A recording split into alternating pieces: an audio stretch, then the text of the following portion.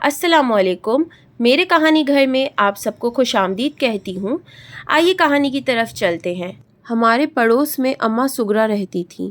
कभी इन्होंने अच्छे दिन भी देखे थे, लेकिन बेवा होने के बाद हालात ऐसे हो गए कि वो तेरे मेरे घर काम करने पर मजबूर हो गईं।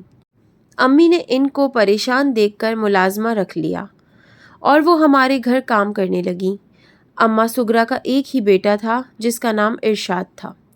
इसे पढ़ने का शौक़ था, मगर इस खातून के हालात इजाज़त ना देते थे कि अपने बच्चे को पढ़ा सकें। हालांकि गांव के स्कूल की फ़ीस भी इन दिनों बराए नाम ही थी। जब अम्मी ने मुझे स्कूल दाखिल करवाया, मेरी उम्र 5 बरस थी। पहले दिन स्कूल जाने का तजुर्बा अच्छा न रहा। लड़कियों ने मुझे सताया, बाल खींचे और कुछ लड़कों ने मेरी किताब छीनने की कोशिश की तो वो फट गई। मैं रोती हुई घर लौटी। माँ ने मुझे इस कदर गमज़दा देखा, पूछा, क्या बात है? मैंने कहा, स्कूल के लड़के और लड़कियाँ बहुत बुरे हैं, वो मुझे तंग करते हैं, अब मैं कभी स्कूल नहीं जाऊँगी। अम्मा सुगरा ने सुना तो बोली, मैं कल जाकर सारी बातें टीचर को बताऊंगी, वो इन बच्चों की पिटाई लगाएंगी। अगले दिन जब मैं अम्मा सुगरा के हमरा स्कूल जाने लगी तो इनके बेटे इरशाद ने कहा, अम्मा अगर आप मुझे स्कूल दाखिल करा दें तो मैं देखूंगा कि कौन नौरीन को कुछ कहता है। मैं इस बच्चे की ऐसी पिटाई लगाऊंगा कि वो याद करेगा। इस पर अम्मी बोली, बेटे तुम स्कूल में दाखिला ले लो और नौरीन के साथ आया जाया करो, तुम्हारी फ़ीस, किताबों का खर्चा सब मैं दूंगी। अम्मा सुगरा की तो दिली मुराद बढ़ आई। अगले दिन इरशाद को स्कूल में दाखिल करा दिया। वो उम्र में मुझसे 5 साल बड़ा था। हम इकट्ठे स्कूल जाते। मुझे इसके साथ तहफ़्फ़ुज़ महसूस होता। यूँ मेरी इसके साथ उनसियत हो गई। इरशाद रोज़ाना शाम को किताबें लेकर आ जाता। हम मिलकर सबक याद करते। बड़ा होने की वजह से वो पढ़ाई में काफ़ी तेज़ था। हम दोनों भैया के कमरे में बैठकर पढ़ाई करते, क्योंकि मेरा भाई शहर पढ़ने गया हुआ था। इन दिनों मेरी उम्र 9-10 साल के करीब थी। इतनी मासूम थी कि दुनिया की बातों को नहीं समझती थी, मगर इरशाद 13-14 बरस का था। इसके बारे में घर वालों को कोई बदगुमानी ना थी। अम्मी इसे अपने बच्चों जैसा समझती थी और अब ज़्यादा इसका ख्याल रखने लगी। कहती थी कि इरशाद स्कूल में नौरीन का ख्याल करता है, तभी शरीर बच्चे इसको तंग नहीं करते। यूं ही 2 साल गुजर गए। अब इरशाद में कुछ तब्दीली आने लगी। मैं और वो जब तन्हा होते तो वो मुझसे अजीबोगरीब बातें करने लगता। इन बातों का रद्द अमल होता कि मैं परेशान होती, लेकिन इन बातों का जिक्र मैं कभी किसी से ना करती थी, क्योंकि मैं इसको अपना मुहाफ़िज़ समझती थी। इसका साथ मेरे लिए बड़ा सहारा था। मैं किसी सूरत नहीं चाहती थी कि वो कहीं चला जाए, तभी इसकी हर बात मान लेती। जो बातें बुरी करता नज़रअंदाज कर देती और पूरी राजदारी से काम भी लेती। उस रोज़ हमारे यहाँ एक खुशी की तकरीब थी, सो अम्मी ने इरशाद को रोक लिया कि कामों में हाथ बटाए। काम करते हुए वो गुनगुनाने लगा तो पता चला कि इसकी आवाज़ बहुत अच्छी है। बस फिर क्या था, हर एक ने इससे फरमाइश की कि वो कोई गाना सुनाए। इसने बहुत इसरार पर कुछ शादी के मौके के खुशी भरे गीत सुनाए तो मेहमान झूम उठे। फिर तो सारी रात इसके गीतों ने रत जगह का समा बांध दिया। जब सब थक कर सोने चले गए तब अम्मी ने इरशाद से कहा, तुम भी यहीं मेहमानों वाले कमरे में सो जाओ। सभी नींद की आगोश में जा चुके थे, लेकिन मुझे और इरशाद को नींद न आई। हम दोनों जाग रहे थे। पहले वो उठा और सहन में पड़ी चारपाई पर जाकर बैठ गया। फिर मैं इसके पीछे कमरे से बाहर आ गई। वो बोला, बाहर क्यों आई हो? क्या नींद नहीं आ रही? हाँ, मैंने कहा, नींद बिल्कुल नहीं आ रही, बेचैनी सी हो रही है।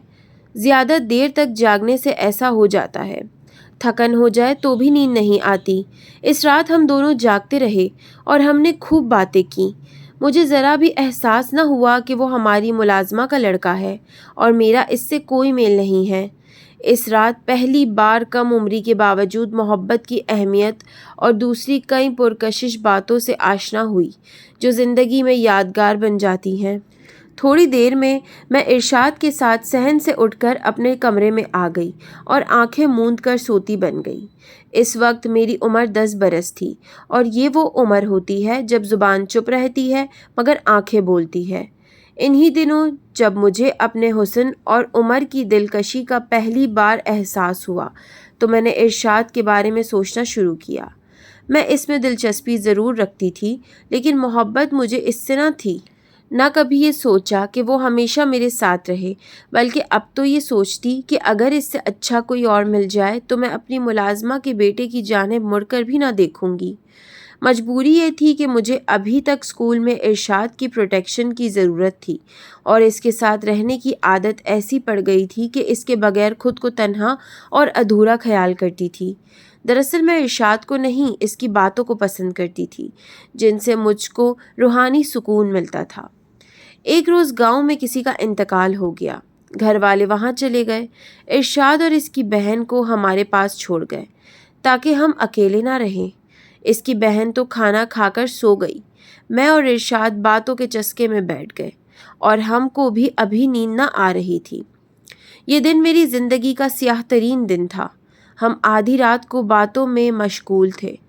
احساس نہ ہوا کہ آپا کا منگیتر جمال کب وہاں آیا اور ہماری باتیں سنتا رہا، حالانکہ ہم غلط قسم کی باتیں نہ کر رہے تھے، لیکن اس شخص کے لیے تو کم نہ تھا کہ لڑکا اور لڑکی تنہائی میں آدھی رات کو باتوں میں مگن ہوں۔ بہرحال جمال بھائی دبے قدموں کمرے میں آئے اور ہم کو بہت برا بھلا کہا۔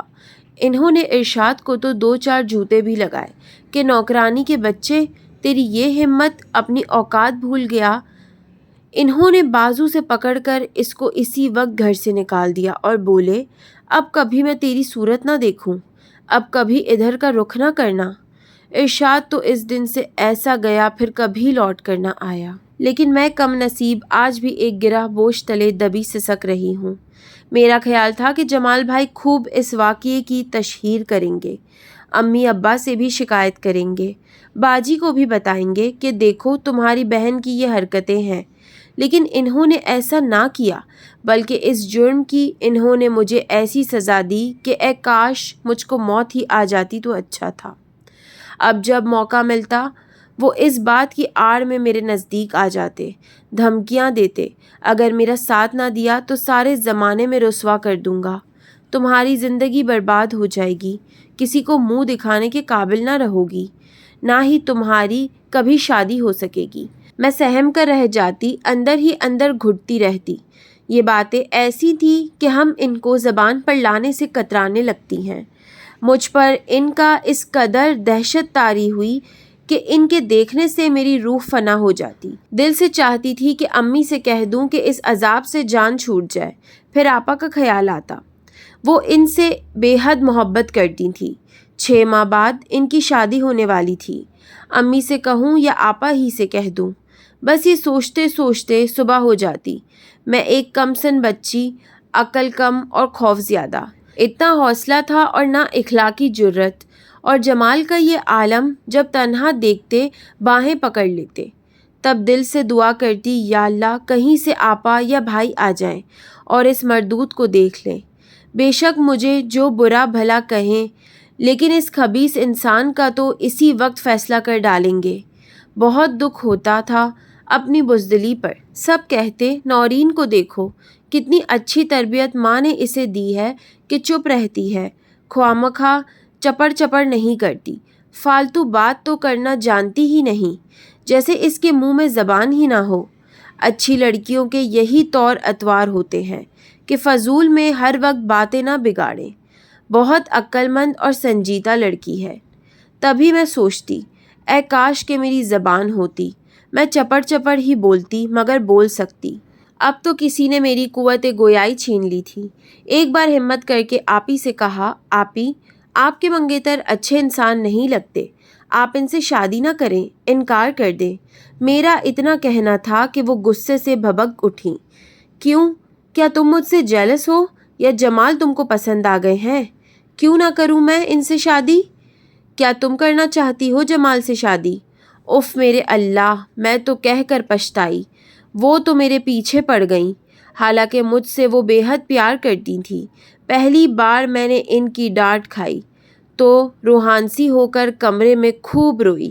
शायद ये मौजू ही इतना नाजुक था कि आपा इस बारे में दूसरी कोई बात सोच ही ना सकती थी।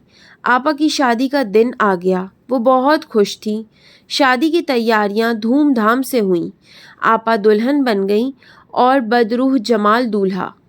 वो ब्याह कर मेरी प्यारी आपी को अपने घर ले गया। वो मेरा दूल्हा भाई बन गया।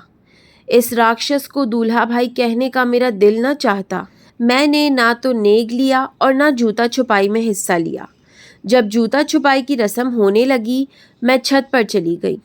आपा की रुखसती तक वहाँ ही छुपी रही। क्या बताऊँ कितना कुछ हो रहा था मुझको कि मेरी प्यारी बहन की शादी किस कदर अनफेयर आदमी से हो रही थी, जो मेरी पाकीज़ा बहन के लायक ना था। आपा की शादी के बाद अम्मी और मेरी मंजली बहन इनके घर जाती, मगर मैं ना जाती। आपा शिकवा करती, नौरीन तुम क्यों मेरे घर नहीं आती। मैं बहाना कर देती, वो खामोश हो जाती। अम्मी भी कहती, नौरीन तुम क्यों बहन के घर नहीं जाती। जब इनकी सास हमारी दावत करती हैं, खाने पर बुलाती हैं, तब भी तुम बहाने करती हो। अम्मी मुझे इनके घर जाना अच्छा नहीं लगता, और कोई बहाना सूझता ही ना था। तब अम्मी इतना कहकर चुप हो जाती कि अजीब लड़की हो। आपा के यहाँ अल्लाह ने चांद सा बेटा दिया। सभी खुश थे। अम्मा ज़बरदस्ती मुझे इनके घर ले गईं। वहाँ तो मुझको 2 घड़ी बैठना दोभर हो गया कि जमाल का छोटा भाई हमारे इर्द गिर्द मंडलाने लगा। या अल्लाह, ये तो आवे का आवा ही बिगड़ा हुआ है। बड़े भाई तो बड़े, छोटे भी सुभान अल्लाह। जी चाहा कि अभी यहाँ से उठकर भाग जाऊं। मेरा तो दम घुटने लगा। कसम खाई कि अब तो कभी इधर का रुख ना करूँगी। मगर ये दिन यौम आखिर ना था। इसके बाद भी कई बार मुझे आपा के घर जाना पड़ा। यूं कि फिर दूसरे बच्चे की पैदाइश, वो हॉस्पिटल में, और मैं इनके घर इनके मुन्ने को संभाल रही होती। मगर ये भरा पड़ा घर था। आपा की नंद और सास मेरे हमरा होती, तब मुझको किसी बात का धक्का न रहता। गर्स के ऐसे वक्त गुजरता गया। मंजली बहन की शादी हो गई। मैं भी बड़ी और समझदार हो चुकी थी, और अब मेरी बारी थी। आपा की सास ने अपने छोटे बेटे के लिए जाने कब से मुझको पसंद करके ये राज दिल में रख लिया था। अब इन्होंने और इनके शौहर ने अपनी गुफ्तगू का जादू चलाया और मेरा रिश्ता कमाल के लिए मांग लिया, बिल्कुल मनवा लिया। आपा भी इस बंधन से खुश थीं, मगर दूल्हा भाई इस मामले से दूर रहे। मैं किसी सूरत आपा की देवरानी बनकर इनके घर न जाना चाहती थी। माजी का तल्ख तजुर्बा अभी तक मेरे जहन पर ताज़ियाने लगाता था। ये तो ऐसा ज़ख्म था जो भरने वाला ही ना था। भला जिस आदमी से मैं 10 बरस की उम्र से नफ़रत करती चली आ रही थी, क्यों कर इसके घर में इसकी भाभी बनकर जाना पसंद करती। होनी होकर रहती है। बुज़ुर्गों के अपने फ़ैसले होते हैं, और वो तो अपनी औलाद के लिए अच्छा ही सोच रहे होते हैं। बहरहाल शादी होना थी, हो गई। मगर कुछ दिनों बाद ही मेरे मियाँ का तबादला सरगोदा हो गया। इनको मकान भी मिल गया और वो मुझको लेकर ड्यूटी पर आ गए। अब मुझे दूल्हा भाई की शक्ल देखने से निजात मिल गई। कमाल बहुत अच्छे इंसान थे। मुझको इससे कोई गिला ना था। हम यहाँ शहर में हंसी खुशी ज़िंदगी बसर करने लगे, मगर कलेजे में एक फांसी सी चुभी रही। जी चाहता कमाल को बता दूं, ये तुम्हारा भाई किस किरदार का मालिक है। अल्लाह ने मेरी सुन ली और वो नौकरी के लिए 5 साल के कॉन्ट्रैक्ट पर दुबई चले गए। 5 साल में सिर्फ एक मर्तबा ईद की छुट्टियों पर आपा और जमाल घर आए, और मैं ईद के बहाने मैके चली गई। वो 1 हफ्ता रहकर वापस चले गए। कोई तवील मुद्दत प्रोजेक्ट था और अभी मुकम्मल ना हुआ था, लिहाजा इनको दोबारा 3 साल के लिए कॉन्ट्रैक्ट पर रख लिया गया। वो वहीं रह गए। मुझे मेरे रब ने सुख सुकून हर शय से नवाजा। प्यारे 2 बच्चे, सास ससुर और शौहर का प्यार। मेरी ज़िंदगी खुशियों भरी थी। पुराने ज़ख्म भी मंदमिल लगते थे। अचानक एक रोज़ इत्तला मिली कि तामीराती काम के दौरान भारी क्रेन गिरने से जमाल वहाँ मौके पर जाँ बहक हो गए। दूसरे भी काफ़ी कारकुन ज़ख्मी हुए थे और कुछ जाँ बहक हो गए थे। ये एक बड़ा हादसा था। ماضی میں جو بھی برا ہوا تھا، لیکن یہ حادثہ اس سے برا تھا کیونکہ میری پیاری آپا کا گھر اجڑ گیا تھا۔ ان کی بادشاہی بیوگی میں تبدیل ہو گئی اور ان کے 3 بچے یتیم ہو گئے۔ آپا کا سہاگ لٹ گیا۔ وہ بیوہ ہو کر دولہا بھائی کی میت کے ساتھ وطن لوٹیں۔ وہ بہت غمزدہ تھیں اور مجھ سے ان کا غم دیکھا نہ جاتا تھا۔ میرے دل میں اپنے دولہے بھائی کے لیے غصہ تو بہت تھا، لیکن میں نے کبھی یہ نہ سوچا تھا کہ آپا کو اتنا غم ملے کہ میری بہن بیوہ ہو جائے یا ان کے بچے یتیمی کے دکھ سے دوچار ہوں۔ لیکن خدا کی کرنی ان کی قسمت میں ایسا ہونا ہی لکھا تھا، سو ہو گیا۔ خدا جانتا ہے میں نے کبھی ان کو ایسی بددعا نہ دی تھی۔ اللہ تعالیٰ کی مصلحتیں اور ان کی مرضی، وہ جو چاہے ہو جاتا ہے۔ انسان تو بے بس ہے، قادر کی مرضی کے آگے سر تسلیم خم کرنا پڑتا ہے، اور یہی بندگی کا تقاضا بھی ہے۔ اگر آپ لوگ کو میری کہانی پسند آئی ہو تو میرے چینل کو سبسکرائب ضرور کیجیے گا اور لائک کر کے کامنٹ باکس میں ضرور بتائیے گا آپ لوگوں کو کیسی لگی۔ اللہ حافظ۔